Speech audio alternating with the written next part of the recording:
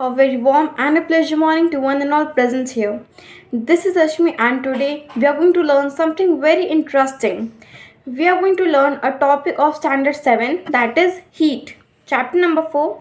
So, without wasting time, let's start. So, everyone knows that energy can take various forms, and you know that heat is one of the forms of energy, and different types of energy change into heat. Do you remember when sometimes it is a time of winter and we are having fever? Our grandparents or our parents used to just rub their hand, put some oil in their hand, and just we usually take a massage from them, so our fever goes down.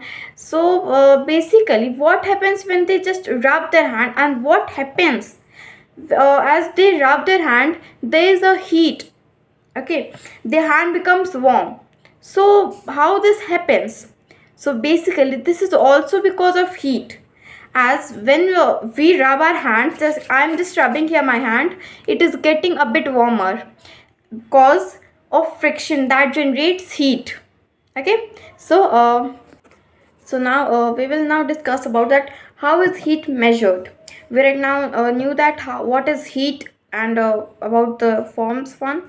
Okay, so now we will know how is heat measured.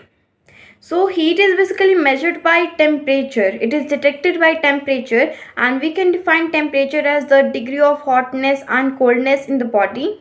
And but sometimes our senses fools us. As I remember, there was about I was in standard fourth or fifth.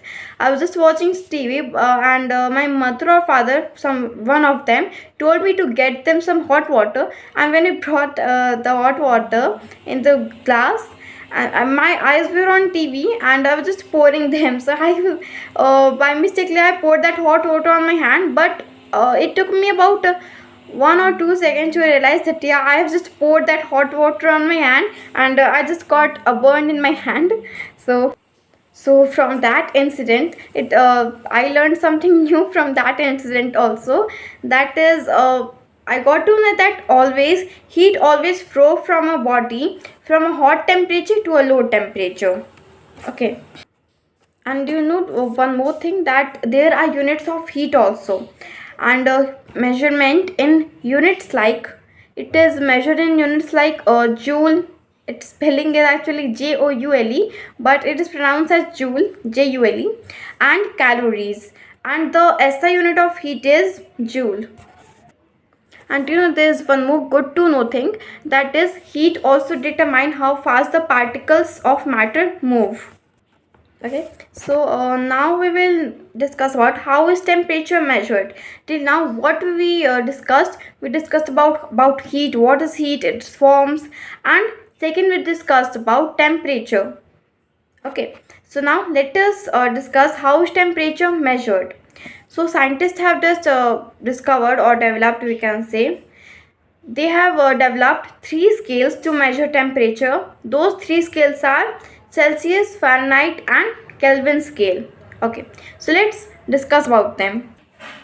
So in Celsius scale, freezing point is taken as 0 degree, boiling point is taken as 100 degree, and its between range is divided into 100 equal division or unit, whatever you like to say, and it is denoted by degrees Celsius. I mean a dot, a small dot on the top, and then capital C. Okay, and so freezing point is 0 degree, boiling point is 100 degrees Celsius. I mean with that we have to say that, and one division taken as 1 degree Celsius. So now let's discuss about Fahrenheit scale. So in a Fahrenheit scale, the freezing point of water is 32 degree Fahrenheit, and boiling point of water is 212 degree Fahrenheit, and they both are fixed. So there is, I mean, Fahrenheit is denoted by degree Fahrenheit. I mean a small dot at the top and then capital F. Okay. So there is one more good to know thing, that is the Celsius and Fahrenheit, both of them meet at minus 40 degree. This means minus 40 degree Fahrenheit equals to minus 40 degree Celsius. See? Okay. So we have discussed about Celsius scale and Fahrenheit scale. So now let's discuss about Kelvin scale. So in a Kelvin scale, the freezing point is taken as 273.15 Kelvin, and the boiling point of water is 373.15 Kelvin. And between the two temperature, there are 100 equal divisions and one division in Celsius scale. So here our today's class ends, and thank you so much so for watching. And in the next video I'm gonna tell you about, so in the next video we will just talk about instrument for measuring temperature, then about laboratory thermometer, then clinical thermometers, and other things.